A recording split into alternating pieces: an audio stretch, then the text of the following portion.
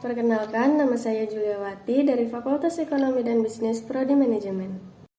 Perkenalkan, nama saya Ria Rusdiana, saya dari Fakultas Ekonomi dan Bisnis Prodi Manajemen. Perkenalkan, nama saya Dina Yunita M, saya dari Fakultas Ekonomi dan Bisnis, jurusan Manajemen. Halo, nama saya Khairul Fajri, saya dari jurusan Ekonomi dan Bisnis, Prodi Manajemen.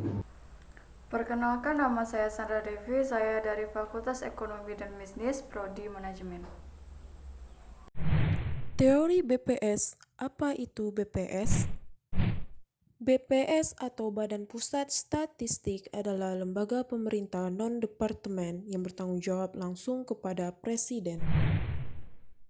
BPS merupakan Biro Pusat Statistik yang dibentuk berdasarkan Undang-Undang Nomor 6 Tahun 1960 tentang Sensus dan Undang-Undang Nomor 7 Tahun 1960 tentang Statistik. Sebagai pengganti kedua undang-undang tersebut ditetapkan Undang-Undang Nomor 16 Tahun 1997 tentang Statistik. Nah, kali ini kita akan membahas tentang Badan Pusat Statistik Ciamis, yaitu identifikasi masalahnya.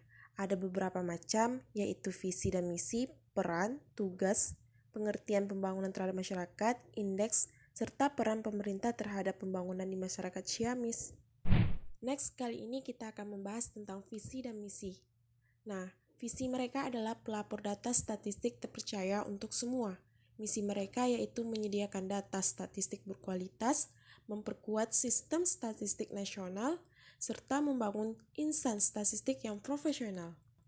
Peran. Pertama, menyediakan kebutuhan data bagi pemerintah.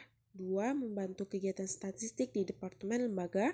3. Mengembangkan dan mempromosikan standar teknik dan metodologi. 4. Membangun kerjasama dengan institusi internasional. Nah, di sini kita lihat tentang tugas, fungsi, dan kewenangan. Tugasnya yaitu melaksanakan tugas pemerintah di bidang statistik sesuai peraturan undang-undang. Nah, kedua yaitu fungsinya yaitu pengkajian, adanya penyusunan, perumusan, mengkoordinasikan, penetapan statistik nasional, pembinaan dan fasilitasi terhadap kegiatan instansi pemerintah di bidang kegiatan statistik. Lalu adanya penyelenggaraan, pembinaan dan pelayanan administrasi. Nah, lalu apa kewenangannya? Nah, pertama adanya penyusunan rencana nasional, perumusan kebijakan di bidangnya, penetapan statistik informasi, penetapan dan penyelenggaraan statistik nasional, kewenangan lain sesuai dengan ketentuan peraturan undang-undang berlaku. Adanya perumusan dan pelaksanaan kebijakan tertentu, kedua penyusunan pedoman penyelenggaraan statistik sektoral. Nah, di sini kita lihat yaitu pengertian pembangunan terhadap masyarakat. Salah satunya, masyarakat itu adalah sekumpulan orang yang terdiri dari berbagai kalangan, baik golongan maupun atau golongan tak mampu, yang ditinggal di dalam satu wilayah dan telah memiliki hukum adat, norma-norma, serta berbagai peraturan yang siap untuk ditaati. Selanjutnya kita masuk ke indeks, komponen indeks, dan penyusunan indeks pembangunan masyarakat. Yang utamanya itu adalah indeks pembangunan masyarakat atau disebut dengan IPM. Nah, masyarakat IPM mengukur capaian pembangunan manusia berbasis sejumlah komponen dasar kualitas hidup. Mereka mengukur dengan cara dibangun oleh 3 dimensi. Yang pertama, umur panjang dan sehat, pengetahuan, dan kehidupan yang layak. Next, kita lanjut ke penyusunan indeks pembangunan manusia atau IPM. Next, selanjutnya kita masuk ke penyusunan indeks pembangunan manusia atau IPM. Nah, IPM ini harus dihitung dengan indeksnya. Seperti yang di bawah ini, keterangannya ya. Itu ada XI komponen IPM ke I, ada X min, nilai minimum dari komponen IPM ke I, ada X maksimal, nilai maksimum dari komponen IPM ke I.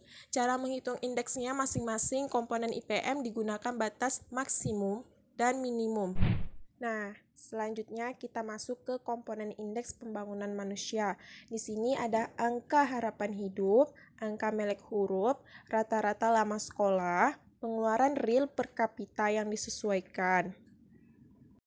Nah, ini adalah salah satu bentuk data dari mereka tentang kebutuhan pokok. Nah, jadi kesimpulannya yaitu pembangunan masyarakat adalah suatu proses untuk memperbanyak pilihan yang dimiliki oleh setiap manusia. Di antaranya, banyak pilihan tersebut pilihan yang terpenting, yaitu umur panjang dan sehat, untuk berilmu pengetahuan, dan untuk mempunyai akses terhadap sumber daya yang dibutuhkan agar dapat untuk hidup secara layak. Baiklah, sampai di sini. Jika kami ada kesalahan dan kekurangan, mohon dimaafkan. Wassalamualaikum warahmatullahi wabarakatuh.